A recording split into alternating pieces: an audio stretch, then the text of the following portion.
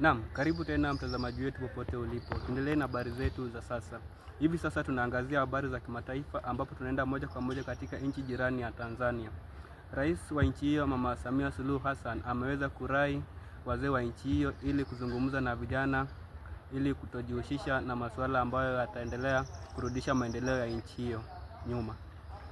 Alipokuwa akizungumza na wazee katika mji mkuu wa Dar es Salaam, amesema ya kwamba ni jukumu la wazee hao kuzungumza na vijana ili kutojihusisha na masuala ya kiuni ambayo yataweza kuwarudisha nyuma kimaendeleo. Kaeni mzungumze, vijana wetu wasitumike walivyotumika.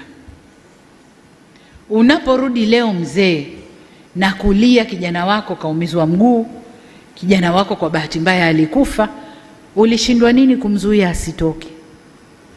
Ulishindwa nini kumwambia maneno ya hakima asiende? Tukawaachia. Sisi ndio wazee wa nchi hii. Tukae tuzungumze na vijana wetu kwenye mabaraza yetu na kwenye majukwaa mbalimbali.